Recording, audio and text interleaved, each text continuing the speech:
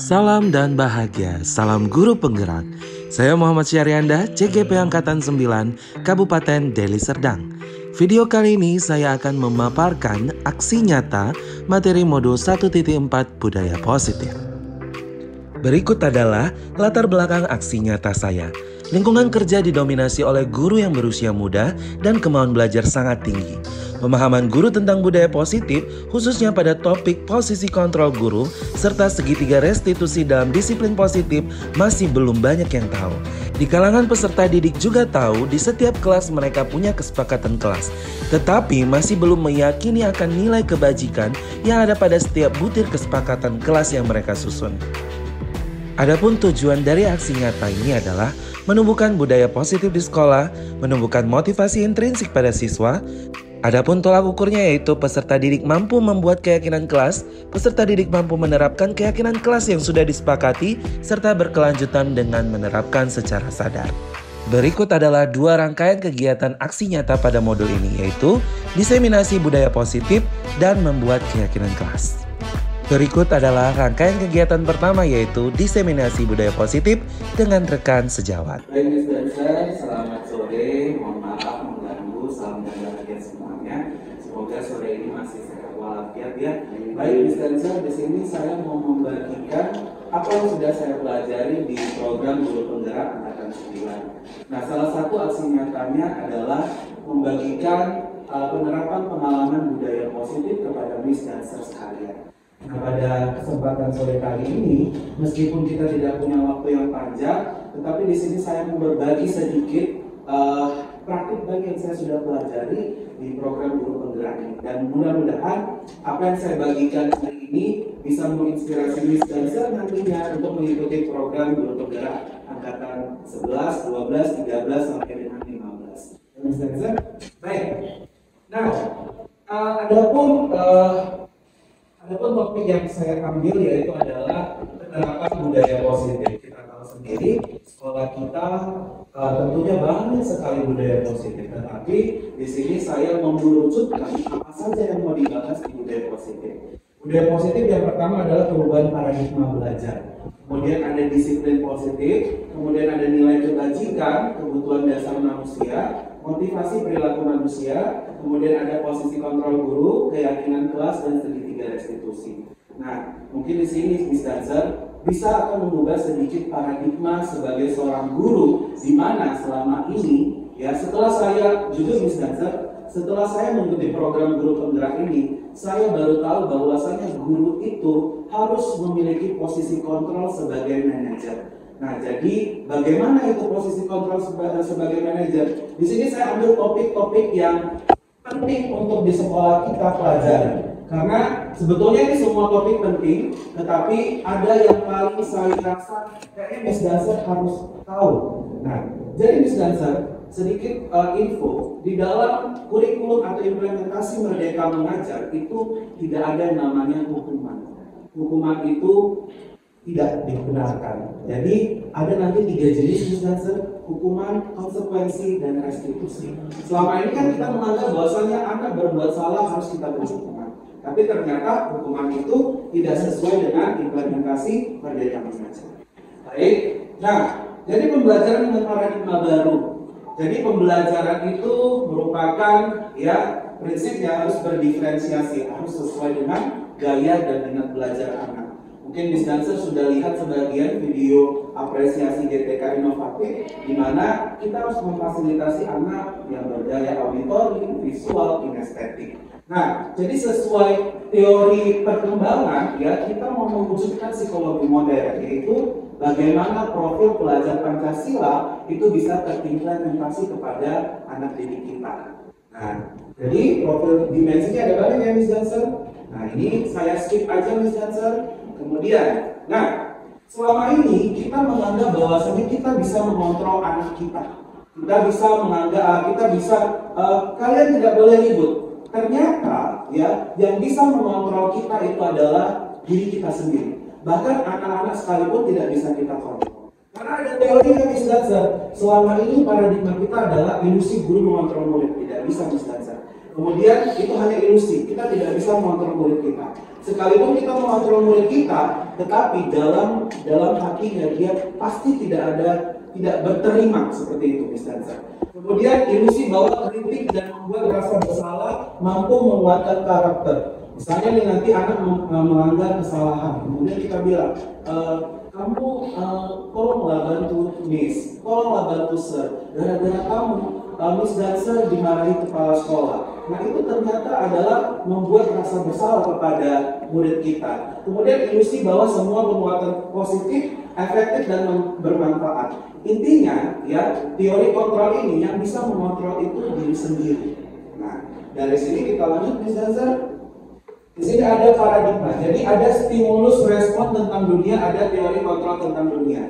Realitasnya kebutuhan kita sama, tidak, ya. Jadi kebutuhan kita itu berbeda-beda. Nanti Miss Dancer saya akan bagikan slide ini, tapi ini saya tunjukkan. Yang paling penting ini, orang lain bisa mengontrol saya, tidak. Kita tidak bisa dikontrol siapapun, karena pada hakikatnya adalah hanya diri kita yang bisa mengontrol diri kita.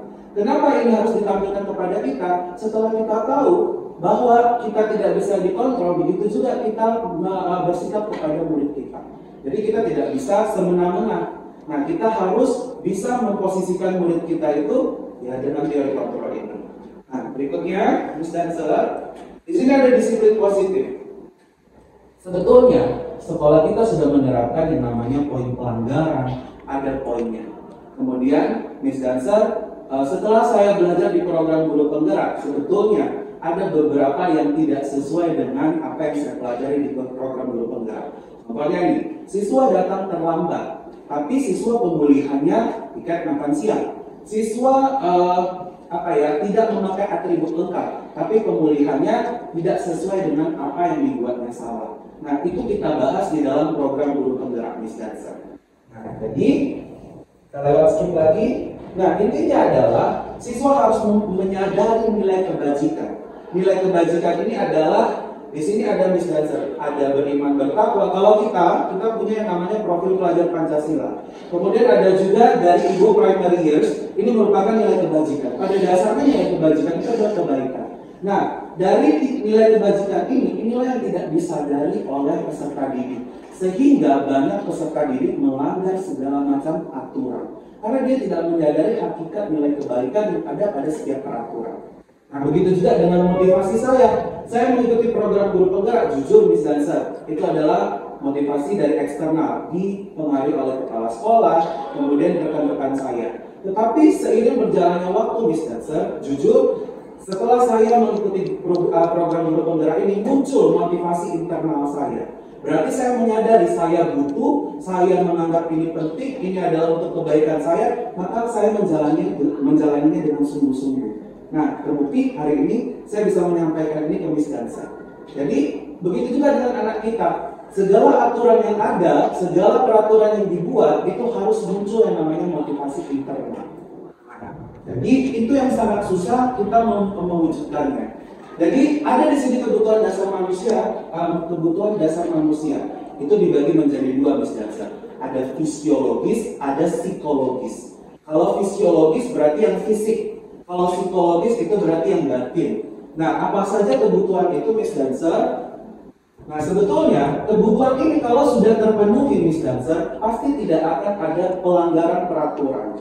Nah, saya sudah bagikan angket kepada beberapa guru, ya, itu berupa kuesioner tentang kebutuhan dasar manusia. Ternyata ada memang beberapa guru berdasarkan angket yang Miss Dancer, ada yang perlu untuk kasih sayang, ada yang perlu untuk penguasaan, kebebasan, dan kesenangan. Jadi memang penting kita mengenali setiap anak itu kebutuhan dasarnya apa yang dilanggar Miss Dancer. Dari yang kurang itulah pasti dia akan memunculkan perilaku yang tidak baik Miss Dancer. Nah, saya sudah coba cuma satu siswa Miss Dancer. Kemarin memang ada bermasalah itu, ada anak murid bermasalah, saya coba kasih satu angket. Memang saya belum analisis, tapi dari angket tersebut kita bisa melihat apa sebetulnya kebutuhan yang paling kurang dari diri dia. Dari situlah timbul yang namanya pelanggaran disiplin positif.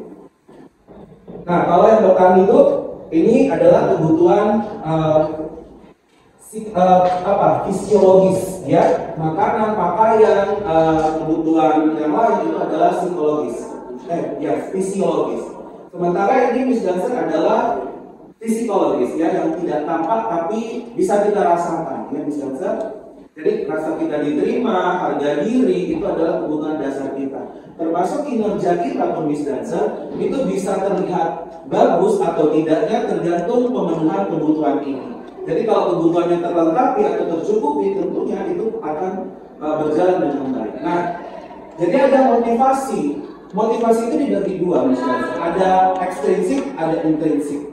Jadi tergantung kita melakukan sesuatu itu apa motivasi awal kita. Begitu juga anak. Ketika anak diberikan suatu peraturan tapi dia belum punya motivasi intrinsik, itu maka tidak sungguh-sungguh dia melakukannya. Jadi kalau motivasi intrinsik itu untuk menjadi orang yang mereka inginkan, dia sudah menghargai diri dia, meyakini nilai kebajikan yang ada dalam diri dia.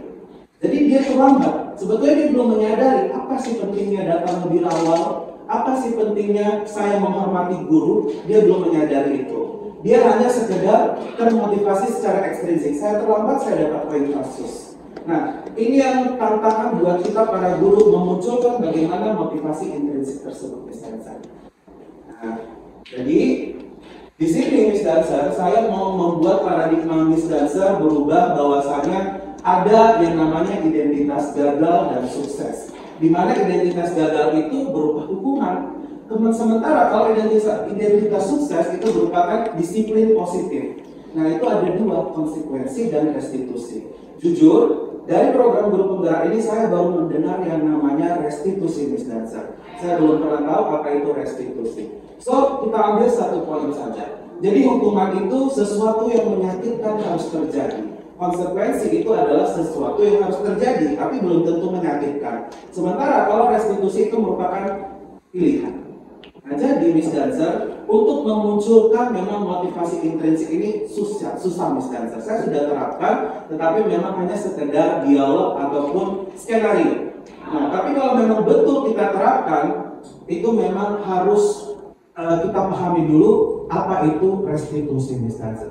Kemudian, kalau biasanya hukuman, murid itu biasa tersakiti, tidak nyaman dengan hukuman. Sementara kalau konsekuensi, murid dibuat tidak nyaman. Nah, sementara kalau restitusi, di situ ada penguatan dan muncul dari dalam diri mereka sendiri. Mereka menawarkan harus apa perbaikannya misalnya. Nah, jadi restitusi itu apa?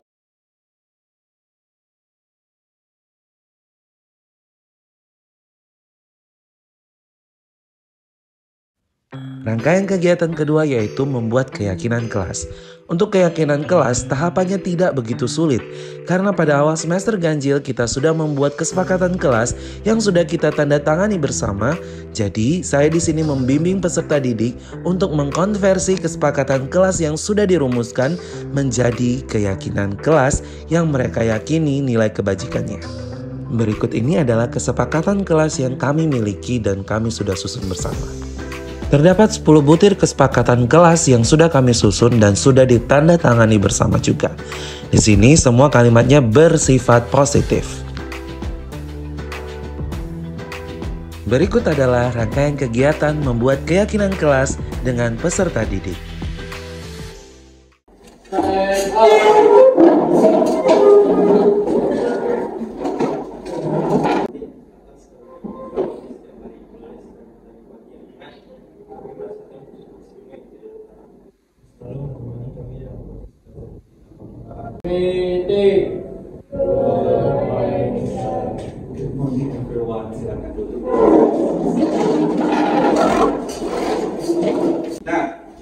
Memulai pembelajaran hari ini yaitu sesi wali kelas, di mana saya selaku wali kelas kalian akan memberikan lagi pemahaman ulang tentang keyakinan kelas. Kita sudah pernah bahas ini, tetapi memang belum ada bukti dokumentasinya.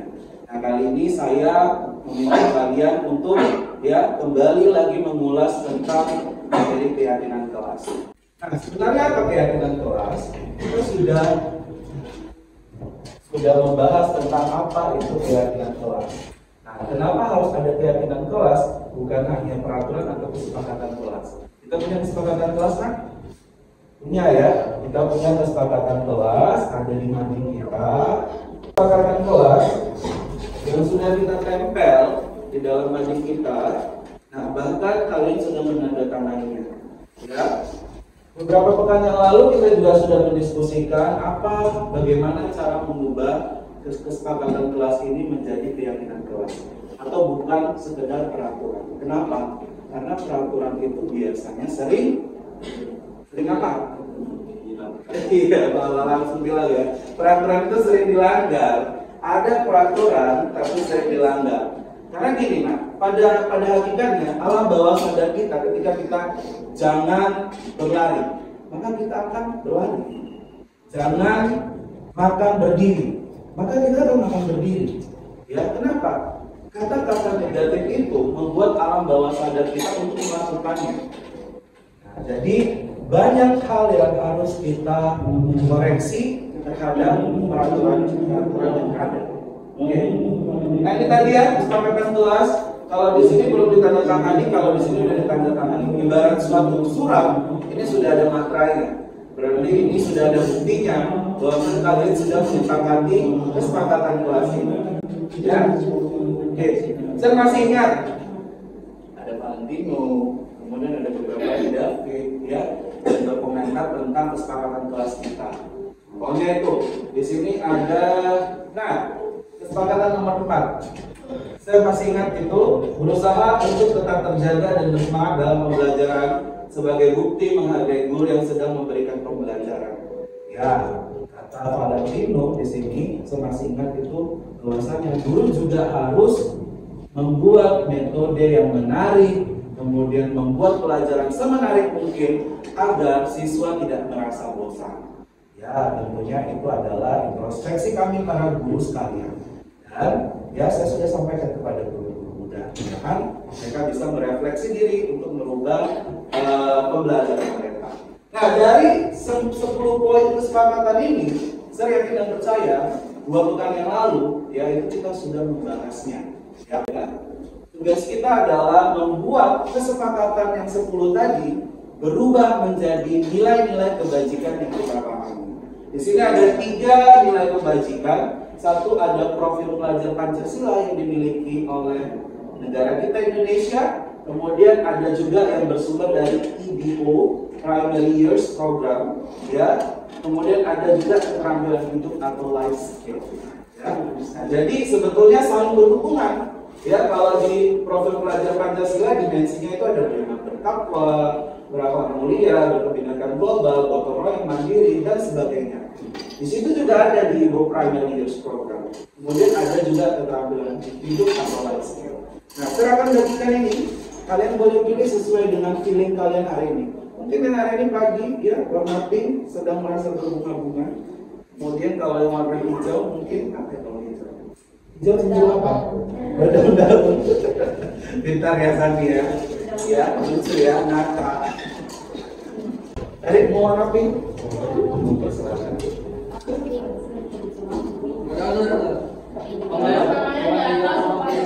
Tulis kalian terserah kalian mau di atas mau di bawah, yang penting di kertas tersebut.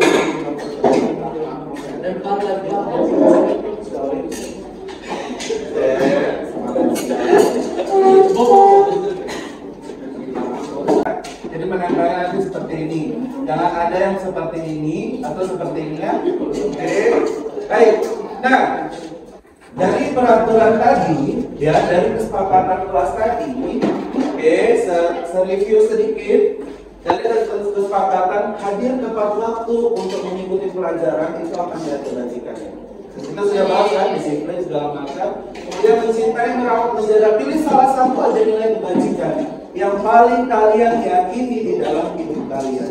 Ya, jadi salah satu nilai kebajikan saja dalam membuat keyakinan kelas ini. Silakan, ini ada beberapa nilai kebajikan yang tentunya ada di kesepakatan kelas kita. Saya kasih waktu selama 5 menit untuk menuliskan, kemudian kalau sudah selesai boleh ditempel ke depan.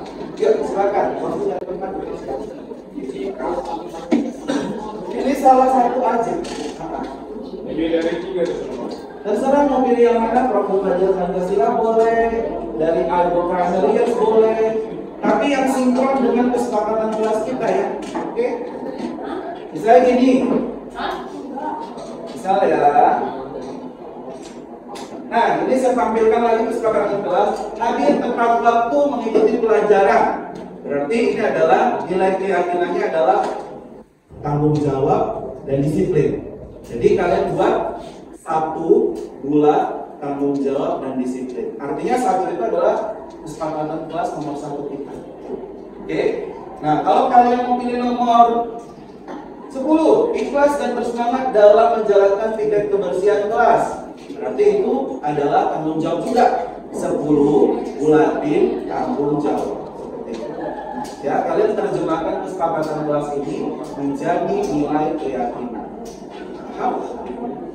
Bisa? Yuk, silakan. Salah satu aja.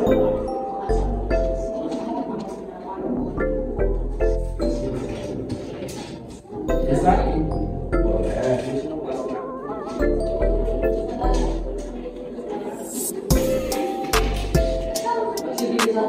Pilih satu aja. Ya, kalau udah selesai boleh ditempel di depan. Siap, jangan malah.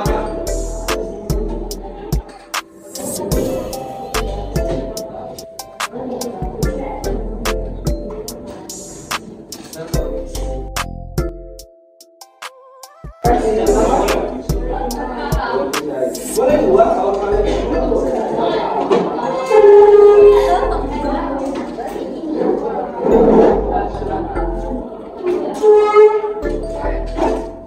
terima kasih TKS ya.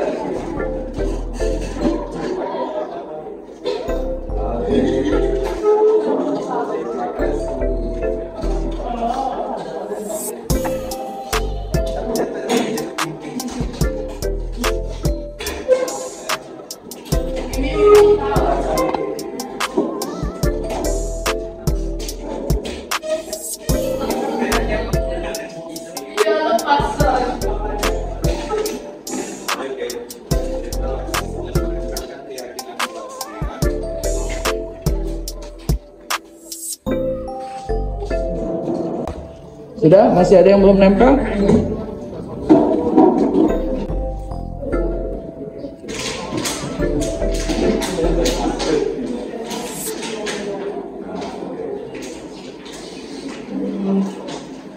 Oke, terima kasih sudah. Baik, kita sudah menuliskan, menuangkan ya dari kesepakatan kelas kita.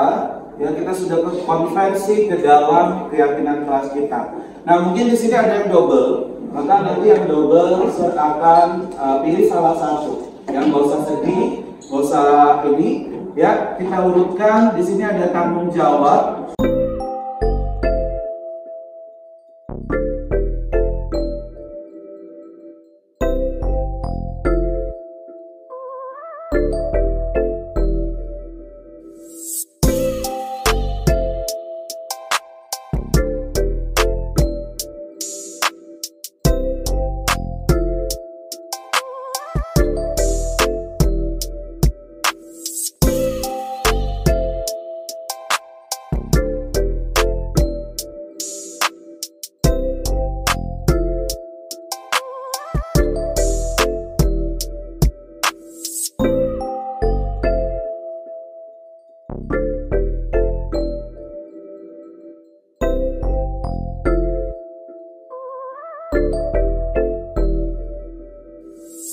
Oke, yang butuh di sini Erik ya untuk menempelkannya, memindahkan dari papan tulis ini ke sini. Ya, silakan Erik. Boleh.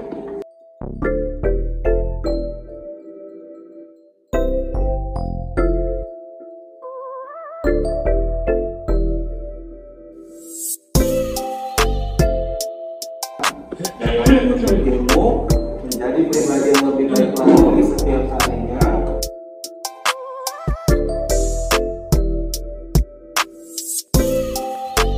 Terima kasih atas perhatiannya semuanya. Salam guru penggerak.